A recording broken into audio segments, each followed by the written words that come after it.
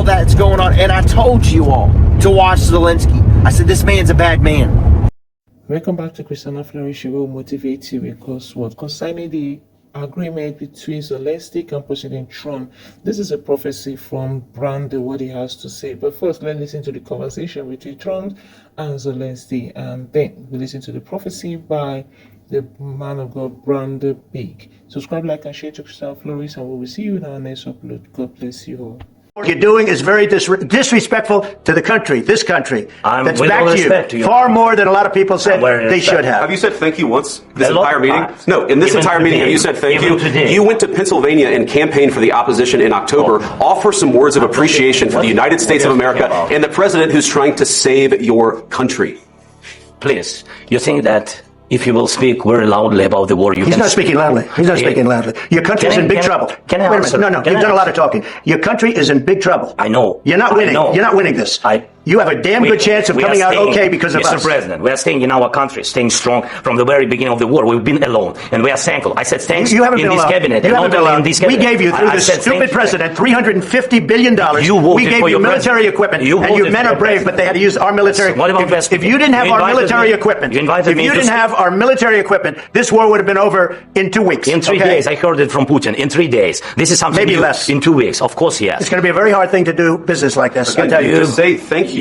Except that there are disagreements, and let's go litigate those disagreements rather than trying to fight it out in the American media when you're wrong. We know that you're wrong. But you see, I think it's good for the American people to see what's going on. I think it's very important. That's why I kept this going so long. You have to be thankful. You don't have the cards. You're buried there. Your people are dying. You're running low on soldiers. Listen, you're running low on soldiers. It would be a damn good thing. And then you tell us, I don't want a ceasefire. I don't want a ceasefire. I want to go, and I wanted this. Look, if you could get a ceasefire right now, I tell you, you take it so the bullets stop flying and your men stop getting killed. Of course, we want to stop the war. But you're saying you don't want a ceasefire. I said to you, I want a ceasefire. With guarantees. Because you'll get a ceasefire faster than an agreement. Ask our people about ceasefire, what they think. That wasn't with me. That wasn't with me. That was with a guy named Biden, who was not a smart person. That was with Obama. It was your president. Excuse me. That was with Obama, who gave you sheets, and I gave you javelins. Yeah. I gave you the javelins to take out all those tanks. Obama gave you sheets. In fact, the statement is, Obama gave sheets and Trump gave javelins. You got to be more thankful, because let me tell you, you don't have the cards. All that's going on. And I told you all to watch Zelensky. I said, this man's a bad man. He's trying to hide the embezzlement of the money that we loaned Ukraine. And the Lord showed me $24 billion was misallocated out of $300 and some billion that we sent to them to help out with the war. There's money there. And I saw corrupt politicians taking and funneling that money. And it was, that's just the things the Lord shows me when I pray. And he told me that he did not want a ceasefire. That he did not want to stop the bloodshed. That the war machine was to create more, hoping to suck off of American people, bringing it in, doing their agenda with the money, doing corrupt things with it, trying to bring forth their agenda to bring forth World War III. And then I thought it was interesting because the Lord showed me, if you all remember, he showed me Emmanuel Macron trying to be an Ishmael to the Isaac of the Antichrist, and that he would rise up like a Hitler. And the way he talked to Trump in the Oval Office last 2 weeks ago, or a week ago, whatever it was, and the way he talked, and then when Zelensky came, I'm telling you all, I saw darkness on Emmanuel Macron like I've never seen before. So then, I thought it was interesting also, when Zelensky said that we would experience it here in America. You're going to feel it too. So you're going to feel it. So he was already warning, basically something that he believes you are going to feel this too, the war. And then Trump, awesome, as a leader, as a covering over America, as what God's placed him as the president, he spoke to the word curse. He did not allow the word curse to remain and bear fruit, saying, you're going to feel it. He said, no, we're not going to feel it. He immediately addressed the word curse. That's what you said. Every tongue that rises against you, you will condemn it. And that's what he was doing. He spoke to the word curse that immediately Zelensky spoke out his mouth saying, you're going to feel it too. He spoke to the word curse saying, we're not going to feel it. That will not bear fruit over the United States. We're going to have, you don't know what we're going to feel. You don't know what we're going to experience. We're going to have peace. We're going to have joy. And if you go back to what Kim Clement gave the word of saying no more war, and that Trump would say no more war, I was praying over that. And the Lord said, just because Trump says that, that's what he's declaring for America. There will be no more war. We'll have no more war. Doesn't mean, Brandon, that there won't be wars.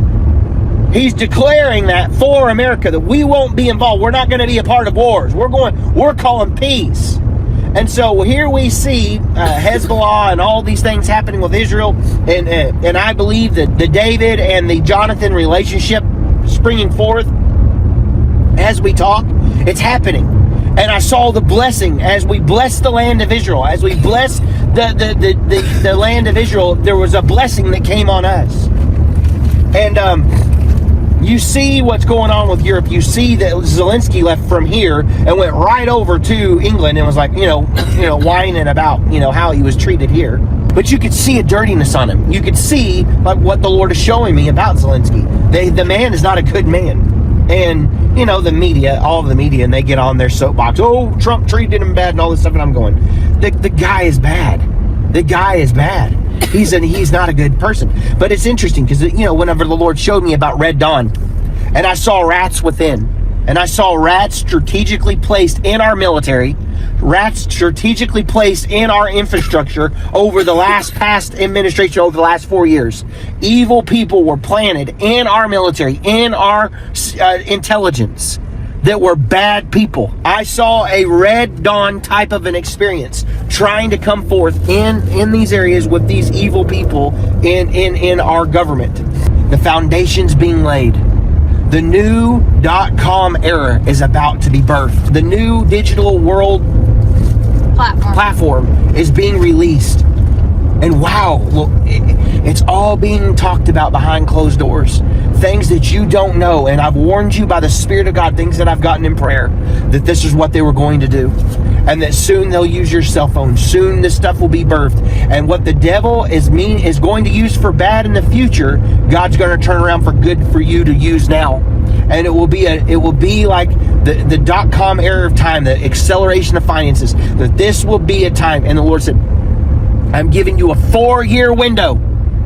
A 4-year window of opportunity for a harvest. For a supernatural harvest. A time of acceleration. And that they will try to bring a plague out. They'll try to do the plague. You can see it on the news, all about this thing with the chickens and saying it's spreading to cows and all this other stuff they're trying to do. But what will the body of Christ do to intercede and stand in the gap to say, we will have our time for a harvest of souls like we've never seen before. We'll have our time for a great, mighty move of an outpouring like we've never seen before. I believe we're about to see the greatest harvest of souls this world has ever seen before. Jesus Christ is coming, and He's coming back for a glorious church. He's coming back for a church that's not running in retreat, because He didn't design the armor for a retreat. He designed the armor for oppressing and taking the land.